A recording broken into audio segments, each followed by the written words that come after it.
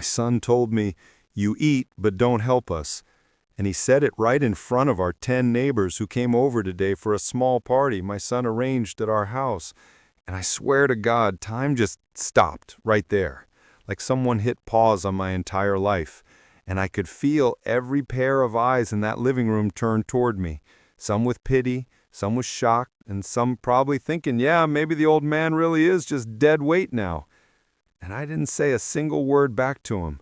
I just stood there holding my glass of water, feeling my chest tighten like someone was wrapping steel cables around my ribs, and my throat went so dry I couldn't have spoken even if I wanted to, because what do you even say when your own blood, your own son who you raised with every ounce of love and sacrifice you had, looks at you like you're some kind of burden he's been forced to carry? And the worst part wasn't even the words themselves. It was the casual way he said it, like he'd been thinking it for so long that it just slipped out naturally, like he was commenting on the weather or asking someone to pass the salt. And I saw Mrs. Patterson from next door look down at her plate real quick, and old Mr. Chen coughed and suddenly got real interested in his phone, and my daughter-in-law, she just sat there with this tight little smile on her face, not defending me, not saying, "Honey, that's your father," nothing, just sitting there, like she'd heard him rehearse this line 100 times before and was finally glad he got it out in public. And I wanted to remind him, I wanted to scream it actually, that this house, these walls, this roof over all our heads, I built this with my own 2 hands. Well, not literally with my hands like laying bricks, but with my sweat, my blood, my sleepless nights working double shifts at the factory for 15 years, then driving Uber on weekends when the factory cut our hours, then doing odd jobs, fixing people's plumbing, painting houses, whatever it took to make the mortgage payments on time every single month without fail. Hey guys, if you're watching this right now, comment where you're watching from and what time it is right now. And don't forget to hit that subscribe button to join our journey, because stories like these need to be heard. They need to remind us all what family really means and what we owe to the people who gave us everything. So there I was, standing in my own living room, the living room where I used to sit with my beautiful Maria, my late wife, God rest her soul, and we'd talk about our dreams for this place, how we wanted it to be filled with love and laughter and grandchildren running around someday. And she'd rest her head on my shoulder, right there on that very couch my son was sitting on now, and she'd say, "Tommy, you work too hard. You're going to wear yourself out." And I'd kiss her forehead and tell her, "Baby, I'm building us a legacy. I'm building our kids a foundation they can stand on." And she believed in me. She always believed in me, even when the bank said no the first 3 times we applied for the mortgage, even when her own mother said we should just keep renting, even when everybody else thought we were crazy to take on such a huge loan at our age. But Maria squeezed my hand and said, "Let's do it. Let's build our dream." And we did it. We actually did it. I remember the day we got the keys, March 15th, 1998, and it was raining, but we didn't care. We danced in the driveway like 2 crazy kids. And our son, he was only 7 years old then, and he ran through every room screaming, "This is ours, Daddy. This is really ours." And I picked him up and spun him around and said, "Yes, buddy, this is ours, and nobody can ever take it away from us." And I meant it. I really meant it with every fiber of my being. And now here I was, 27 years later, being told I eat but don't help, like I'm some freeloader who just wandered in off the street. And I could feel the memories flooding back, drowning me really, like how I used to wake up at 4 in the morning to make it to the factory by 5:30 because that early shift paid an extra $1.50 an hour.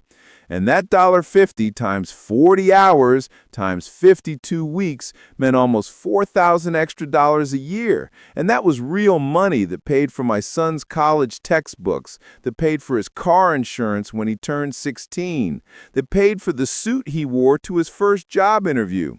And Maria, she worked too. She cleaned houses during the day and took in sewing at night.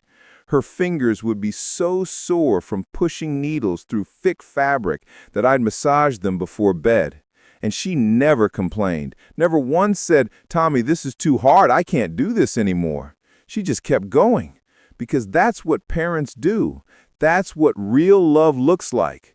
It looks like sacrifice that nobody sees, sacrifice that doesn't get thanked or acknowledged or even remembered, apparently. And I thought about the night Maria got sick, really sick. Stage 4, they said. And the medical bills started piling up like snow in a blizzard. And I took out a second mortgage on this house, this same house I was standing in now, because no amount of money was too much to try to save her life, to give her every treatment, every chance, every possible hope. And my son, he was in college then, and I never told him how bad the finances got because I didn't want him to drop out. I didn't want him to sacrifice his future. So I just worked more, slept less, aged faster. And when Maria finally passed away 3 years ago, something inside me passed away too. But I kept going because that's what fathers do. That's what men do. We carry the weight, even when our backs are breaking, even when our hearts are shattered into pieces so small you need a microscope to find them. And after Maria died, my son said, "Dad, come live with us. You shouldn't be alone." And I thought it was love. I thought it was him wanting to take care of me the way I took care of him. But now I'm starting to see it differently. Now I'm starting to realize that maybe, just maybe, it wasn't about taking care of me at all. Maybe it was about positioning themselves in this house, about making it look like they were doing me some kind of favor by letting me stay in my own home, the home I bought, the home I bled for. And his wife, she started making little comments about 6 months after they moved in. Innocent sounding stuff at first, like, "Oh, it would be so much easier if we could renovate this kitchen," or "I wish we had the authority to make some changes around here." And I didn't think much of it then because I was still deep in my grief, still talking to Maria's picture every night before bed, still setting out 2 coffee cups in the morning out of habit, before remembering she wasn't there to drink the second one. But now those comments were starting to make sense. Now I was starting to see the bigger picture. And it was a picture I really didn't want to see, because it meant my son, my own flesh and blood, the boy I taught to ride a bike and tie his shoes and be a good man, he was looking at me like I was an obstacle, like I was standing between him and something he wanted. And what he wanted was this house, full ownership, an old man hanging around reminding everyone whose name was actually on the deed. And that comment today, that "you eat but don't help us" comment, that wasn't spontaneous. That was calculated. That was said in front of witnesses, in front of neighbors, to create a narrative, to make it seem like I was a burden, like whatever came next would be justified, because after all, the old man doesn't help. He just eats. He just takes up space. And I felt something shift inside me right then. Standing there with everyone's eyes on me, I felt something cold and clear-cut, cut through all the hurt and confusion. I felt something like clarity, like I've been walking around in a fog for 3 years since Maria died, and suddenly the wind changed and I could see where I really was.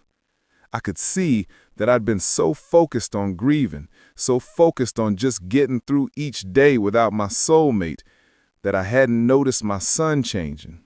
I hadn't noticed his wife whispering poison in his ear.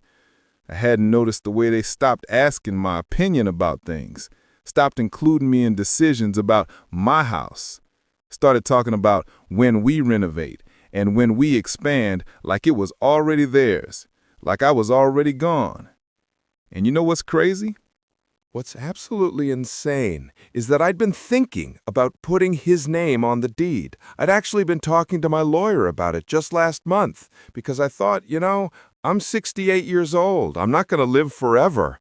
Might as well make things easier for him. Avoid probate. Avoid complications. Just give him what's going to be his anyway, eventually. But something made me hesitate. Some little voice in my head that sounded a lot like Maria's voice, actually, saying, "Wait, Tommy, just wait a little longer. Make sure." And I didn't understand what that voice meant then, but I understood it now, crystal clear. And I also realized in that moment that I still had power. I still had options. This was still my house, my name on that deed, locked in the safe deposit box at First National Bank. My decision what happened to it. And for the first time in 3 years, I felt something other than grief. I felt something like anger, like righteous fury, like the kind of strength that only comes when you realize you've been underestimated, taken for granted, counted out before you're actually down. And I set my water glass down very carefully on the side table, the same side table Maria picked out at that estate sale in 2003. And I looked at my son, really looked at him, and I saw a stranger looking back. Someone who looked like the boy I raised, but wasn't anymore. Couldn't be, because my son would never say something like that. My son knew what sacrifice looked like, what love looked like, or at least I thought he did. And his wife was watching me now with this calculating expression, like she was trying to figure out if I was going to cause a scene, if I was going to fight back, if there was still any fight left in the old man at all. And the neighbors were getting uncomfortable. You could feel it in the room, the tension so thick you could cut it with a knife. And Mr. Chen actually started to get up, like maybe he should leave. And I just smiled. I actually smiled. Not a big smile, just a small, sad, knowing smile. And I said, "Excuse me, folks, I'm feeling a bit tired. I think I'll go lie down for a while." And I walked out of that living room with my head up and my back straight. And I heard my son mutter something to his wife as I left. Couldn't make out the words, but I could guess the tone. Probably something dismissive, something like, "See, he's always tired. He's getting old. He can't even handle a simple party." And I went to my bedroom, the bedroom I used to share with Maria, and I sat on the edge of the bed, and I pulled out my phone, and I started making some calls. Quiet calls, important calls. To my lawyer first, then to my financial advisor, then to a realtor I'd known for years. And I wasn't making these calls out of revenge. I want to be clear about that. I wasn't trying to hurt my son. I was trying to save myself, trying to save my dignity, trying to honor Maria's memory by not letting everything we built be taken for granted and thrown away like yesterday's trash. And as I sat there making plans, quiet plans, careful plans, I could hear the party continuing downstairs, hear laughter and music and the sound of my life going on without me. And I realized that this was it. This was the moment when everything changes, when the father stops being the victim and becomes something else entirely, something his son never expected, something his daughter-in-law never saw coming. And I felt Maria's presence in that room with me. Felt her hand on my shoulder the way she used to put it there when I was stressed or scared. And I heard her voice clear as day saying, "Showed him, Tommy. Showed him what you're made of. Showed him that you don't go quietly, that you don't fade away just because it's convenient for someone else." And I smiled again, a real smile this time, because I knew exactly what I was going to do. I'd figured it all out in those few minutes sitting on my bed. And it was perfect. It was absolutely perfect. And my son and his wife had no idea what was coming, no idea at all. And part of me felt sad about that, felt sad that it had come to this, but a bigger part of me felt alive for the first time in 3 years, felt purposeful, felt like maybe Maria hadn't finished teaching me lessons, even from beyond the grave. And the lesson this time was that sometimes the people you love most are the ones who need to be taught the hardest lessons about respect, about gratitude, about what it really means to be family. And I was going to teach that lesson. Oh, yes, I was. But not with yelling or fighting or drama. I was going to teach it the way Maria would have wanted. Quietly, powerfully, definitively, in a way that would echo for years to come. In a way that would make my son look back one day and realize what he had, what he lost, and what he never truly appreciated until it was too late.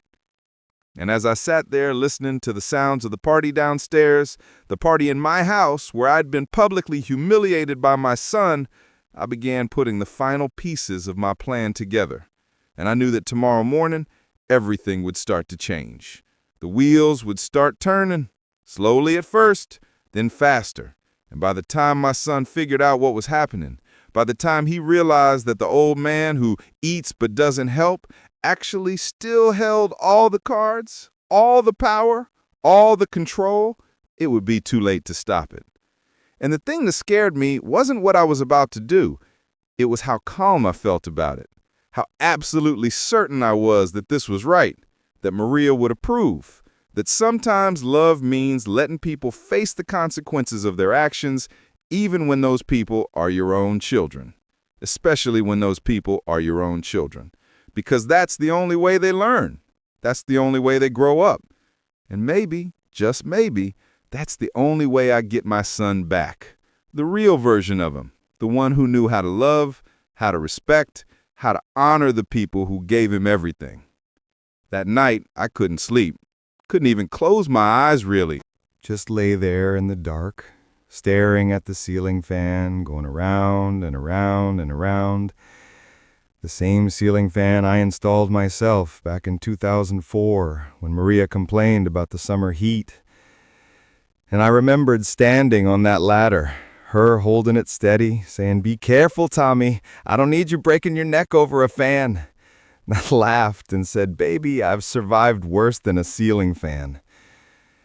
And now here I was, surviving something I never thought I'd have to survive, which was my own son's betrayal. And around 2 a.m, I heard them. Heard my son and his wife talking in the kitchen. Probably thought I was asleep. Probably figured the old man sleeps heavy and wouldn't hear a thing. But grief is a funny thing. It makes you sleep light. Makes every sound in the house feel amplified. And I heard her voice first, my daughter-in-law, saying, "So when do you think we can actually sell this place? Because my sister found this amazing new development across town. 4 bedrooms, 3 baths, and the kitchen is absolutely gorgeous." And my heart just stopped.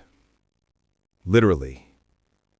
Felt like it stopped beating for a second or two.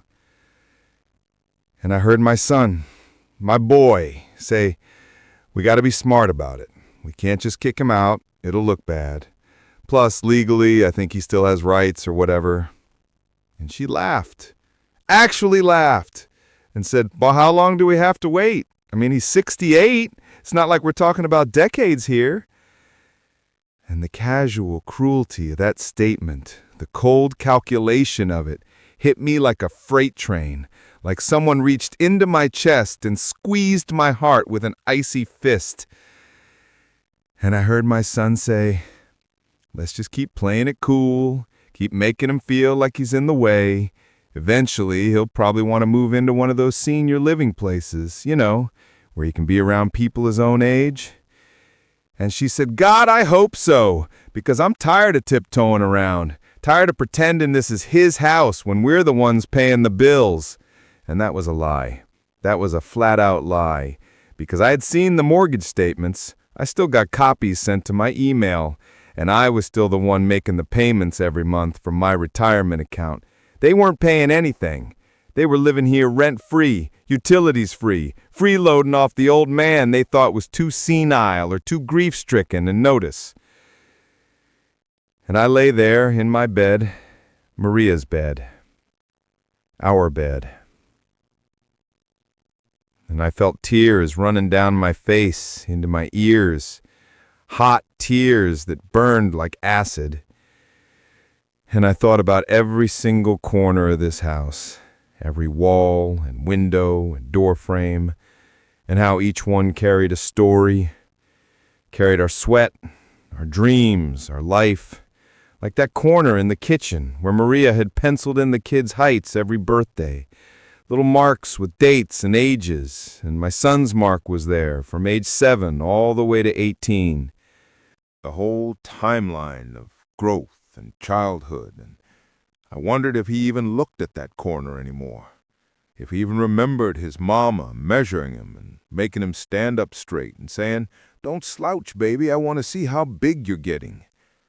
And there was that spot in the living room where we'd hung our wedding photo, that big, beautiful black and white portrait of us young and hopeful and so in love it hurt.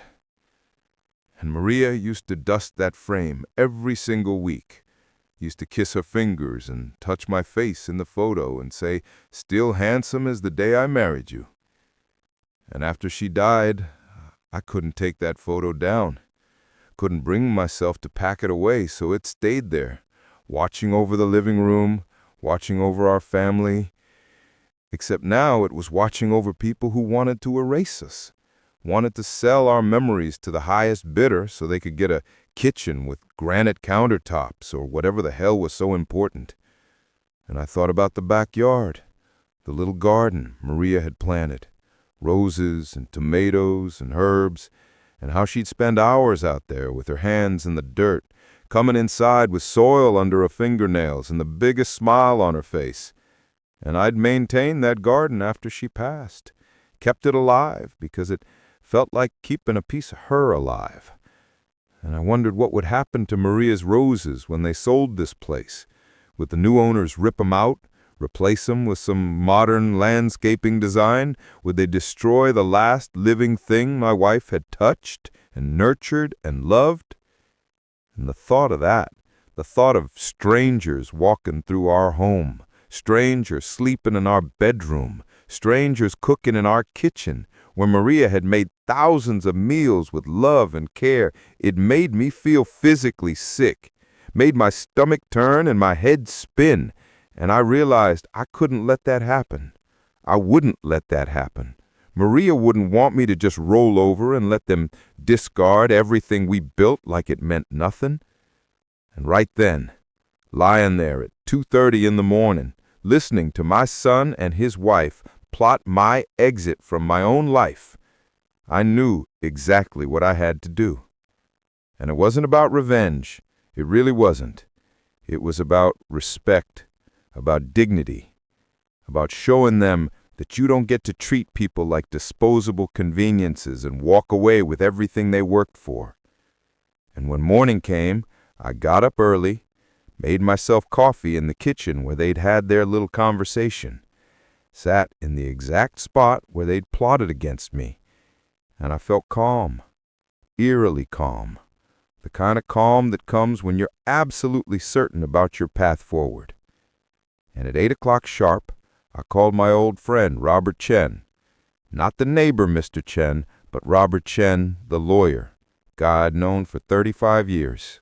Went to his daughter's wedding. He came to Maria's funeral. Real solid guy. The kind of lawyer who still believes in doing right by people instead of just chasing billable hours.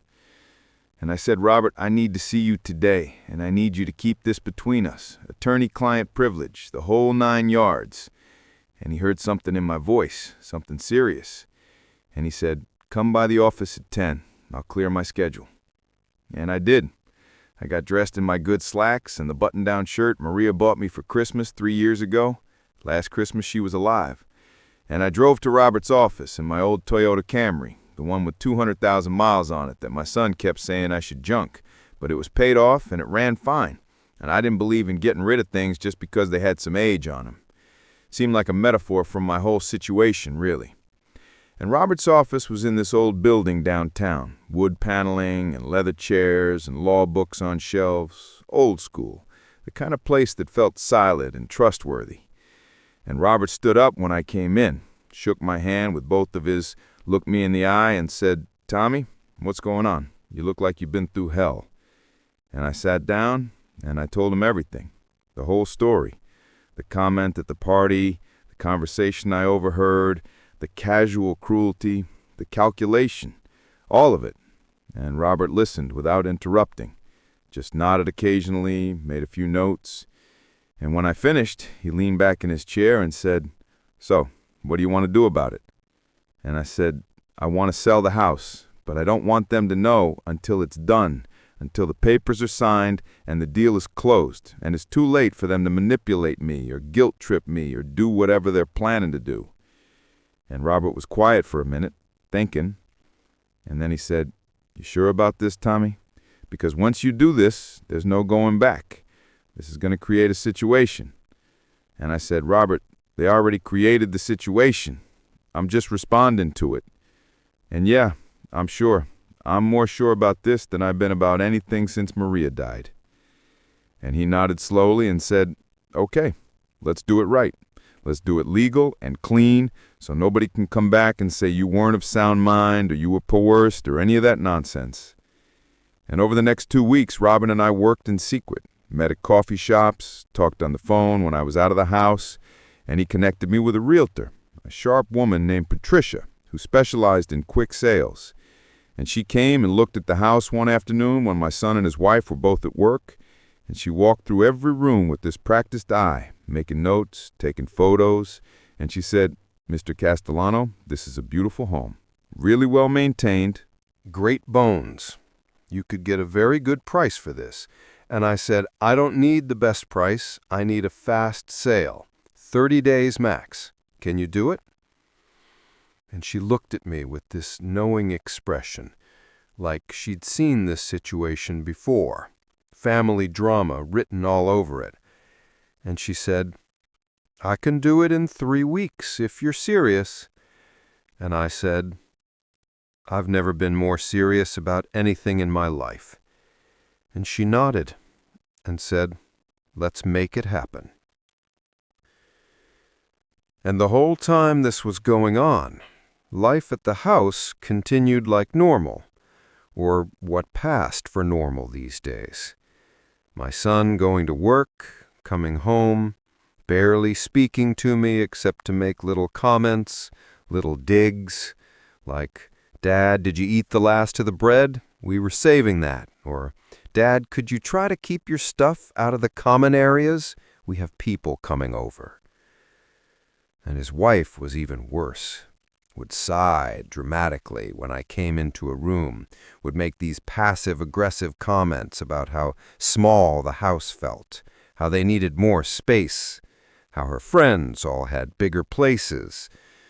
And twice more, they had parties, these little gatherings where they played host and hostess, showing off the house like it was theirs, giving people tours, saying things like, "We're thinking about knocking out this wall," or "We want to redo the master bath."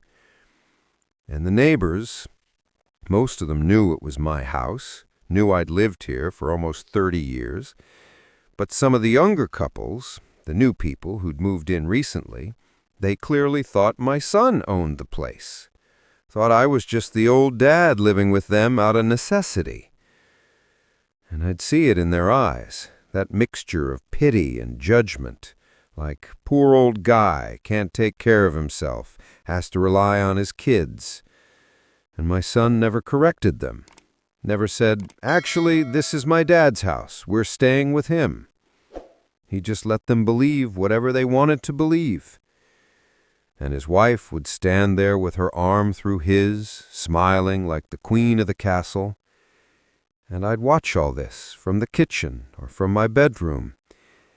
And instead of feeling angry, I felt more and more certain that I was doing the right thing, that this needed to happen, that they needed to learn this lesson, even though it was going to hurt, even though there would be consequences, even though our relationship might never recover. And after 2.5 weeks, Patricia called me and said, "I have an offer, cash buyer, no inspection contingency, close in 7 days. It's a little under asking, but it's clean and fast." And I said, "Take it." And she said, "Don't you want to think about it? Talk it over with your family?" And I said, "Patricia, they're not my family anymore, or at least they don't act like it. Take the offer." And I heard her pause.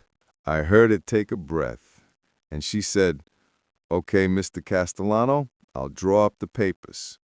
And 2 days later, I met her at the notary's office. Robert came with me to make sure everything was proper and legal.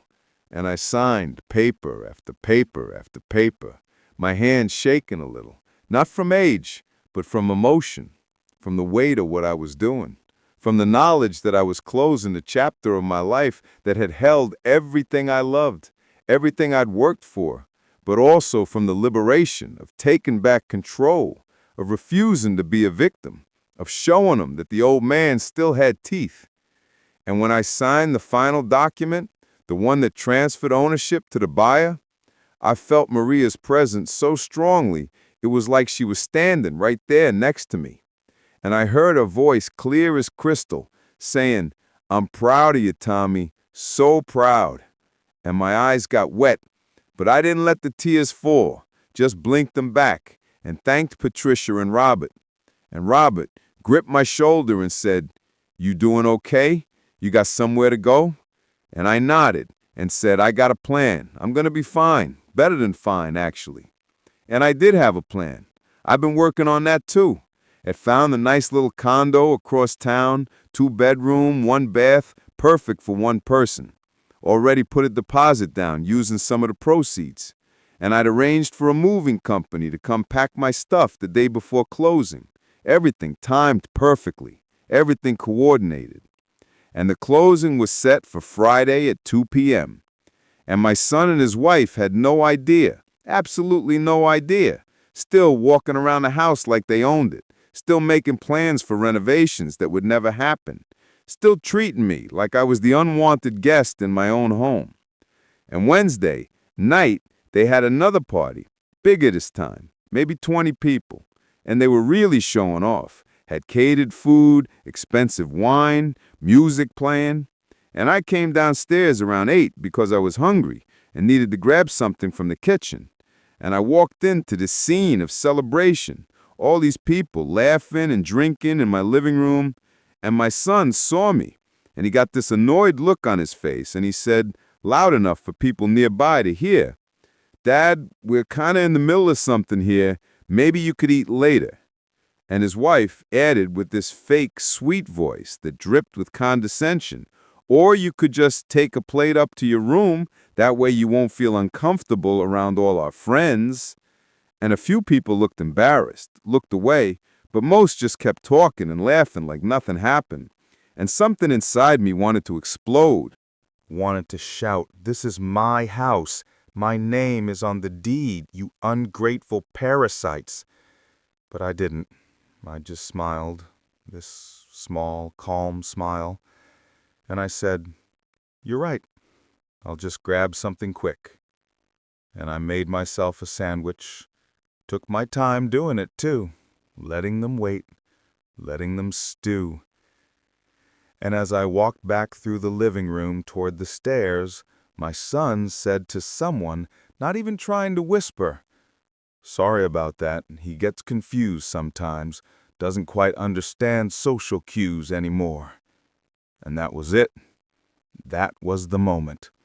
That was when I knew, without any doubt or hesitation, that I'd made the right decision. And I turned around at the bottom of the stairs and looked at him, really looked at him, and our eyes met. And he must have seen something there, something different, because his smile faltered just a little.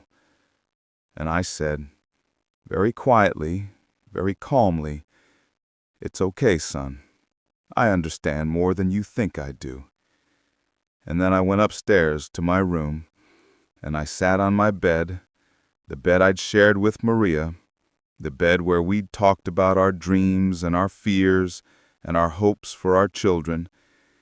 And I thought about how sometimes the hardest thing about being a parent is letting your kids fail, letting them face consequences, letting them learn the lessons they refuse to learn the easy way. And I pulled out my phone and I texted Robert, "We still good for Friday?" And he texted back, "All set, closing at 2 p.m. You sure you don't want to tell them before?" And I wrote back, "No, they'll know when they need to know." And I looked around my bedroom, at Maria's dresser that still had her hairbrush on it, at the photos on the wall of our life together, at the wedding ring I still wore on my left hand. And I said out loud, to her, to the universe, to myself, this is for us, baby. This is for everything we built and everything we believed in. And I'm sorry it came to this, but I'm not sorry for doing it. And downstairs I could hear the party continuing, could hear my son's laugh mixing with his wife's, could hear people talking about how great the house was, how lucky they were, how perfect everything seemed. And I smiled again, that same calm, knowing smile, because in less than 48 hours, everything was going to change. The whole world was going to shift, and they were going to learn the hardest lesson of their lives, which is that you don't get to build your happiness on someone else's pain. You don't get to inherit through cruelty what should only be given through love. And you definitely don't get to count someone out just because they're quiet, just because they're grieving, just because they seem too old or too broken to fight back. And I lay down on my bed, fully clothed, listening to my house full of strangers celebrating in my living room, and for the first time in 3 years since Maria died, I slept soundly, deeply, peacefully, because I knew that justice was coming, not the angry, vengeful kind, but the quiet, inevitable kind, the kind that teaches lessons that last forever. And when I woke up Friday morning, the day of closing, the day everything would finally come to light, I felt lighter than I had in years. Felt like I could breathe fully for the first time in forever. And I got up, and I made my coffee, and I sat in the kitchen watching the sunrise through the window over the sink, the same window Maria used to stand at while doing dishes, and I raised my cup to her memory, to her strength, to the love we'd shared. And I said, here's to new beginnings, baby. Here's to showing them what we were made of. And in a few hours, the movers would come. And by evening, this chapter would be closed, and a new one would begin. And my son and his wife were still asleep upstairs, still dreaming their dreams of granite countertops and open floor plans, still completely unaware that the foundation they thought they were standing on was about to disappear completely. And the beautiful thing, the perfectly karmic thing, was that they'd done this to themselves. Every cruel word, every dismissive comment, every calculated conversation about selling my house and waiting for me to die or move away, it had all led to this moment. And I hadn't changed the locks, or thrown them out, or done anything illegal or unethical. I'd simply exercised my legal right as the owner of this property to sell it to whomever I chose. And they'd have 30 days to vacate per the sale agreement. Standard procedure, all legal, all proper, all completely within my rights. And when they finally woke up and came downstairs, bleary-eyed and hungover from their party, and saw the moving truck outside and the men carrying boxes with my belongings, they were going to ask questions, and I was going to have answers. And those answers were going to change everything. Absolutely everything. Forever. Friday morning came with perfect sunshine. The kind of bright, clear day that felt like the universe was paying attention, like even the weather knew something significant was about to happen. And I was already dressed and ready by 7 a.m., had my 2 suitcases packed, the important stuff anyway, Maria's jewelry box, our photo albums, my documents, the things that mattered, the things that held actual value beyond dollar signs. And at 8:30 sharp, the moving truck pulled up outside. big white truck with "Reliable Movers" printed on the side. And 3 guys got out, and I met them at the door with my list, showed them what was mine, what needed to go, and they got to work, professional and efficient. And I could hear movement upstairs, footsteps, my son waking up, probably wondering what all the noise was about. And sure enough, about 15 minutes later, he came stumbling down the stairs in his pajama pants and a t-shirt, hair all messy, eyes still half closed, and he looked at the movers carrying boxes out the front door, and his brain clearly couldn't process what he was seeing. And he said, "Dad, what's going on? Why are there movers here?" And I was standing in the kitchen pouring myself a cup of coffee, my last cup of coffee in this house. And I said, real calm, real steady, "I'm moving out, son." And he laughed, actually laughed like I told a joke and said, "Moving out? What are you talking about? Where would you even go?"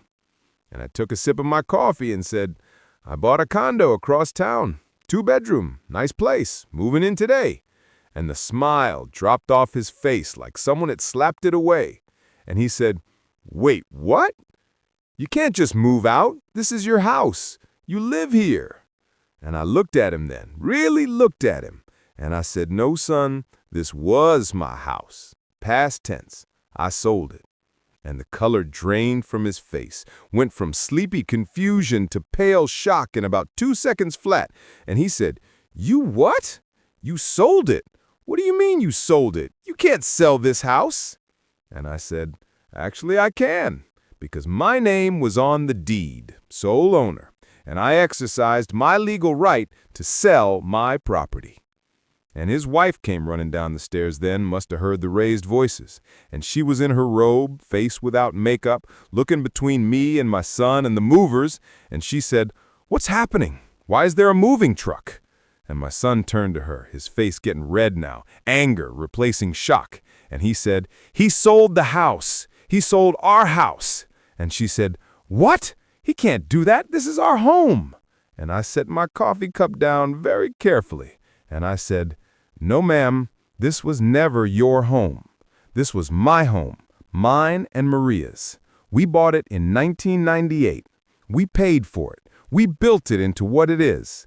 And you two have been living here for 3 years rent-free, thinking you could wait me out, thinking you could manipulate me into signing it over or just dying conveniently so you could have it.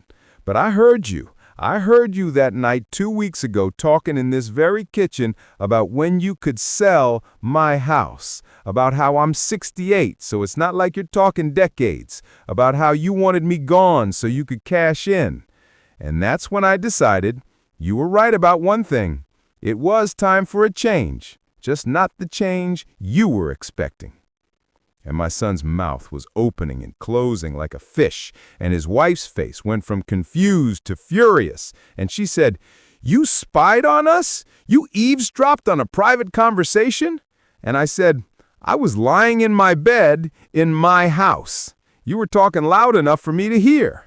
And even if I hadn't heard that conversation, the way you've both treated me for the past year would have been enough. The comments, the disrespect. The way you parade around here acting like you own the place. Having parties and giving tours and telling people about your renovation plans. Never once acknowledging that this is my house. That every single brick and board and nail in this place was paid for with my sweat and my wife's sacrifice." And my son said, and his voice was shaken now, "Dad, you're overreacting. We were just talking. We didn't mean anything by it." And I laughed. And it wasn't a happy laugh. It was the sound of 3 years of grief and pain and disrespect finally finding a voice. And I said, "You told me I eat but don't help. You said it in front of 10 neighbors. You humiliated me in my own home. And your wife here has been making passive-aggressive comments since day one about how this house is too small, too old, not good enough for her standards. And you never once defended me, never once said, 'Hey, this is my dad's house, show some respect.' You just let it happen. encouraged it even. Because you wanted me to feel small, wanted me to feel like a burden. So when the time came to push me out, it would seem justified. And tears were running down my face now, but my voice was steady, strong even. And I said, "Do you know what your mother and I went through to buy this place? We were rejected by 3 banks. Everybody said we were crazy to take on such a big mortgage at our age. But we did it anyway because we wanted to build something for you, for our family, for our future. And I worked double shifts for 15 years, drove Uber on weekends, did odd jobs, whatever it took. And your mother cleaned houses and took in sewing until her fingers bled. And we never complained, never asked you for anything. We just worked and sacrificed because that's what parents do. That's what love looks like." And when she got sick, when the cancer came, I took out a second mortgage on this house to pay for her treatments. Experimental treatments the insurance wouldn't cover because no amount of money was too much to try to save her life. And I never told you how bad it got financially because I didn't want you to worry. Didn't want you to drop out of college. I just carried it alone, the way I've carried everything alone since she died. And my son was crying now too, and he said, "Dad, I didn't know. I didn't know it was that bad." And I said, "You didn't know because you never asked. You never once in 3 years asked me how I was really doing, if I needed anything, if I was okay. You just assumed I'd be fine. Assumed I'd always be here like a piece of furniture. Reliable old dad, good for babysitting if you ever have kids, good for taking up space and eating food and being in the way." And his wife tried to interject, said, "Now wait a minute, that's not fair." "You took you in after Maria died." And I turned to her, and the look on my face must have been something, because she actually took a step back. And I said, "Took me in? Took me in? This is my house. I didn't need to be taken in anywhere. You moved into my house. I didn't move into yours. And I let you stay here, rent-free, utilities-free, never asked you for a dime because I thought, foolishly, that you were here to be a family, to support each other, to honor Maria's memory together. But all you were doing was positioning yourselves, making it look like you were taking care of poor old Dad when really you were just waiting for the inheritance, waiting for me to die or move out so you could sell this place and upgrade to something more suited to your aspirations." And she started to say something else, but my son cut her off. And he looked at me with these desperate eyes and said, "Dad, please, we can fix this. We can make this right. Just tell me you didn't really sell the house. Tell me there's still time to stop this." And I pulled the closing documents out of my jacket pocket, unfolded them, and showed him the signatures, showed him the date, showed him the sale price. And I said, "I sold it for $4.2 million, closed yesterday at 2 p.m. The new owners take possession in 30 days. You have until then to find somewhere else to live." And his eyes got huge when he saw that number, and he said, $4.2 million. "Oh my God, Dad, that's incredible. That's enough to, you could." And I held up my hand to stop him, and I said, "We nothing. There is no we. This money is mine. I earned it. I'm using it to secure my future so I never have to depend on anyone again, so I never have to feel like a burden or an inconvenience, so I can live out my remaining years with dignity and peace." And he said, "But Dad, I'm your son. Don't I get anything? Isn't there an inheritance?" And that question, that entitled assumption that he deserved something just for existing, just for being born, that's when something inside me finally broke free.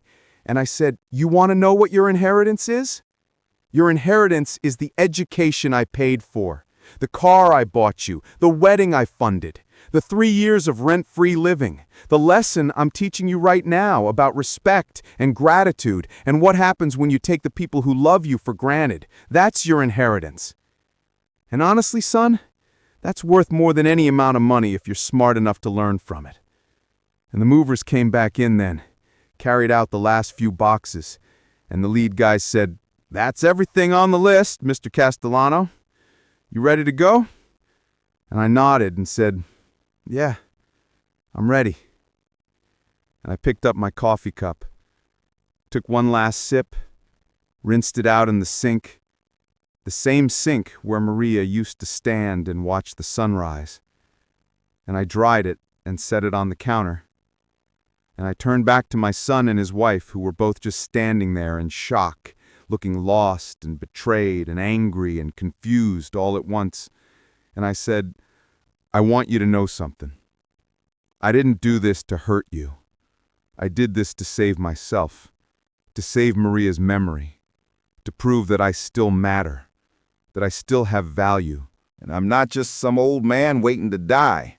And maybe, if you really think about it, if you look past your anger and your disappointment, maybe you'll understand that this is actually me loving you enough to teach you something your mother and I apparently failed to teach you when you were young, which is that people aren't commodities, parents aren't retirement plans, and family isn't about what you can get from each other, it's about what you give, freely, without expectation, because you love each other, really love each other, not because it's convenient or profitable, but because that's what family means.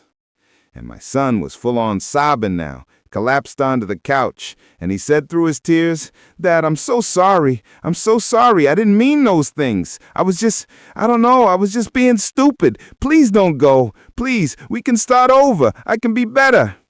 And for a moment, just a brief moment, I felt my resolve waver, felt the old instinct to comfort him, to fix it, to make it okay, because that's what dads do. We fix things. We make it better. But then I thought about Maria, about what she'd say, and I knew she'd tell me to be strong, to follow through, to let him learn this lesson even though it hurt, especially because it hurt. And I said, Son, I love you. I will always love you. You're my boy, my blood. But I can't stay here. I can't live in a place where I'm made to feel small, where my contributions are forgotten, where my presence is tolerated instead of celebrated. And maybe some distance will be good for both of us.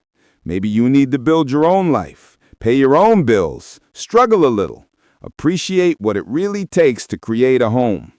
And maybe I need to remember who I am outside of being your father, outside of being Maria's husband. Just me, Tommy Castellano, a man who survived loss and betrayal and came out the other side still standing. And I walked toward the door, picked up my jacket, and his wife said, and her voice was different now, smaller, scared, Where are we supposed to go? We can't afford anything in this market. We have 30 days. That's not enough time. And I stopped and turned back and said, You'll figure it out. People always do. You'll downsize, get an apartment, live within your means. Welcome to what 90% of people do, what your mother and I did for the first 10 years of our marriage. It's called real life. And honestly, it might be the best thing that ever happens to you. And my son looked up at me with red, swollen eyes and said, Will I ever see you again? Are you cutting me out of your life completely?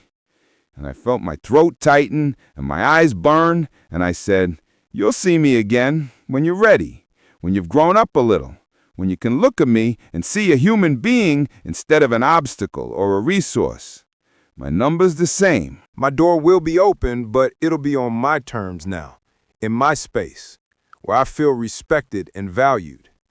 And I walked out that front door, the door I'd walked through thousands of times, the door I'd carried Maria through on our first day in this house, the door I'd watched my son run through as a kid, coming home from school with skinned knees and big dreams.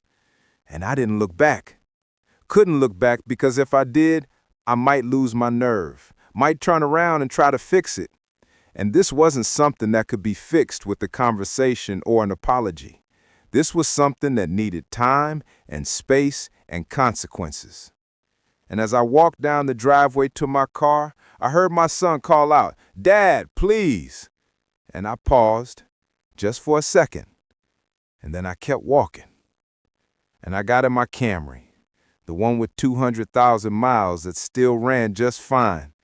And I drove away from that house, from that life, from that version of myself that had been stuck in grief and guilt and the need to please everyone else. And as I drove toward my new condo, toward my new life, I felt something I hadn't felt in 3 years. I felt free, genuinely free, like a weight had been lifted off my shoulders, like I could breathe all the way down to the bottom of my lungs. And I thought about Maria, and I knew she was proud, knew she was somewhere smiling that beautiful smile and saying, "That's my Tommy, that's my strong man." And I pulled into the parking lot of my new building, this modest but nice complex with a pool and a little gym and neighbors who didn't know my history, who would meet me fresh, as I am now, not as who I used to be or who I lost. And I sat in my car for a minute, just breathing, just being. And I looked at my wedding ring, the one I still wore every day, and I said out loud, "We did it, baby.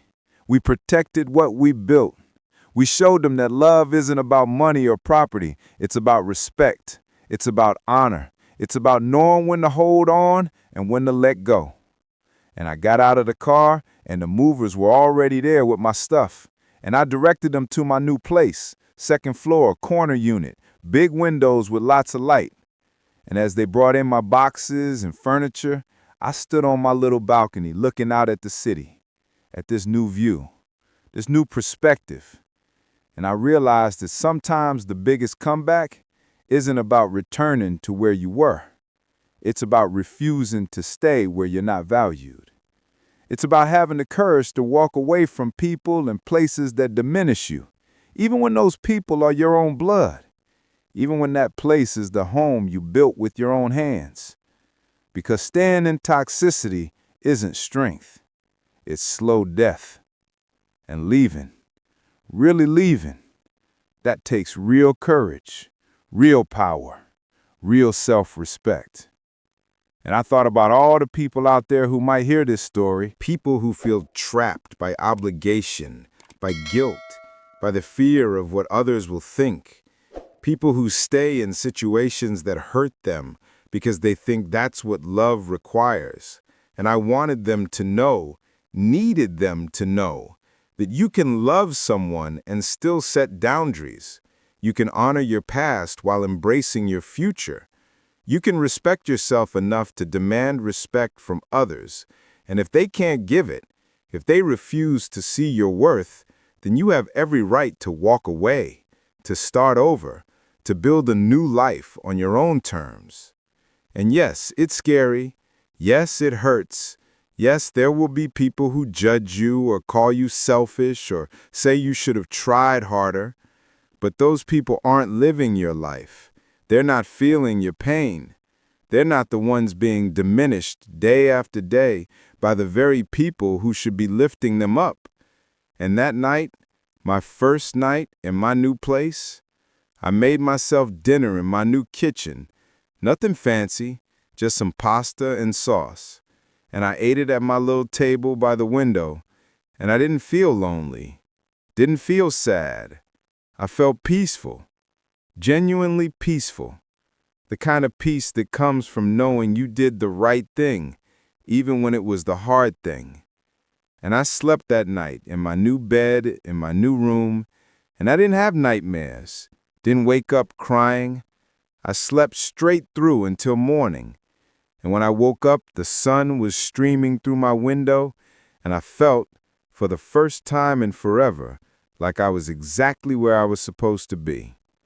And over the next few weeks, I built my new routine.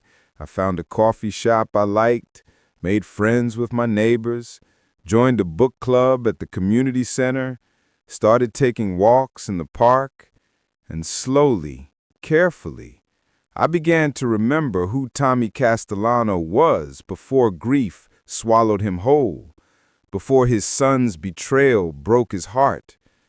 I remembered that I was a man who built things, who loved deeply, who fought for what mattered, who survived loss and came out stronger.